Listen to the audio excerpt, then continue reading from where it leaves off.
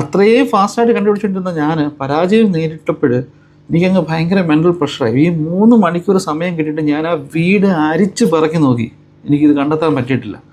അങ്ങ് ഭയങ്കര നിരാശയായി. സാധാരണ ഒരു 4 ദിവസം കൊണ്ടോ അല്ല 3 ദിവസം കൊണ്ട് കണ്ടുപിടിക്കുന്ന സാധനം ഒരാഴ്ച 2 ആഴ്ചയായിട്ട് എനിക്ക് കിട്ടുന്നില്ല. എന്നാൽ ഈ മുട്ടായി ഇങ്ങനെ കിട്ടിക്കൊണ്ടിരിക്കുന്നുണ്ട് എല്ലാ ദിവസവും.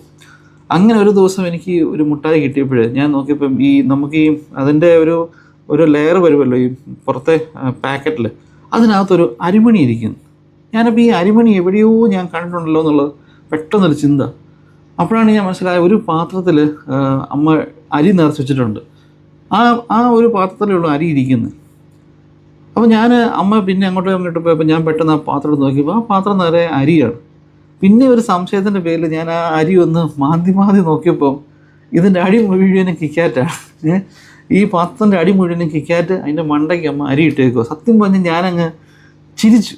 കാരണം ചിരിച്ചത് അമ്മയുടെ ആ ഒരു ബുദ്ധിയെ ഓർത്ത് ചിരിച്ചത്. കാരണം ഞാൻ എവിടെയൊക്കെ തപ്പും എന്തൊക്കെ ചെയ്യുന്നുള്ളത് അമ്മയ്ക്ക് കൃത്യമായിട്ട് അറിയാം.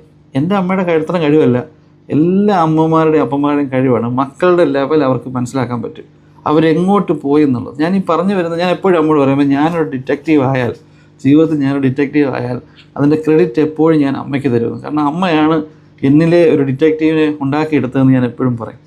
ഞാൻ ഡിറ്റക്റ്റീവൊന്നും ആയൊന്നുമില്ല, എങ്കിലും ജീവിതത്തിൽ അത് ഒത്തിരി ഉപകാരമായി. കാരണം ഒരാൾ വരുമ്പോഴേ ഇയാൾ എന്തായിരിക്കും ഇവർ ഉദ്ദേശിക്കുന്നത്, നമ്മളിൽ നിന്ന് എന്ത് എക്സ്പെക്റ്റ് ചെയ്യാനാണ് നമ്മുടെ അടുത്ത് ഇവർ വന്നിരിക്കുന്നത്, നമുക്ക് എന്തെങ്കിലും കുഴപ്പമുണ്ടാകുമോ എന്ന് നമുക്കൊരു റീതിങ്കിങ് ഉണ്ടാക്കാൻ പറ്റും. ഞാൻ പറഞ്ഞ വേറൊരു പോയിന്റ് എന്ന് വെച്ച് കഴിഞ്ഞാൽ ഈ മക്കളുടെ ആ ഒരു ഇമോഷണലായിട്ടായാലും ശരി, മക്കളുടെ ആ ഒരു ചിന്താഗതിയാണെങ്കിലും അപ്പനും അമ്മയ്ക്കും പെട്ടെന്ന് കണ്ടുപിടിക്കാൻ പറ്റും. ശ്രദ്ധിച്ചിട്ടുണ്ടോ, ചില സമയത്തൊക്കെ നമ്മൾ വിഷമിച്ചിരിക്കുന്ന സമയത്ത് ഒരു കാര്യമില്ലാതെ ചിലപ്പോൾ നമ്മളെ പേരൻസ് വിളിക്കും. അവർ ചോദിക്കും, നിങ്ങൾ എന്തോ പറ്റിടാ, എന്തെങ്കിലും കുഴപ്പമുണ്ടോ, എന്നെ കുഴപ്പം എന്തെങ്കിലും ഉണ്ടോ? അല്ലെങ്കിൽ നമ്മളൊരു തിരിച്ച് പറയുന്ന മറുപടിയിൽ അവർക്ക് പെട്ടെന്ന് ക്യാച്ച് ചെയ്യും. അവർ ചോദിക്കും, എന്തോ പറ്റിടാ, എന്തെങ്കിലും പ്രശ്നമുണ്ടോ, എന്താ നീ വല്ലാണ്ടിരിക്കുന്നത് എന്ന് ചോദിക്കും. എന്നോട് ചോദിക്കാറുണ്ട്, എൻ്റെ പേരൻസ് ചോദിക്കാറുണ്ട്. എല്ലാ വീട്ടിലും അങ്ങനെ സംഭവിക്കുന്നുണ്ട് അടുത്തില്ല. ഒരു പക്ഷേ പലയിടത്തും ഈ പിള്ളേരും മക്കളും മാതാവൊക്കെ നമ്മളുടെ ബോണ്ടിങ് ഇങ്ങനെയാണെന്ന് എനിക്കറിയില്ല. പക്ഷേ എന്നോട് ചോദിക്കാറുണ്ട്. നമ്മൾ നല്ലൊരു പേരൻ്റ് ആണെങ്കിൽ നിങ്ങളുടെ കുഞ്ഞുങ്ങൾക്ക് ഉണ്ടാകുന്ന ഓരോ മാറ്റവും കണ്ടുപിടിക്കാൻ പറ്റും. ഞാനത് ജസ്റ്റ് ഒരു കഥയായിട്ട് പറഞ്ഞതേ ഉള്ളൂ. Thank you.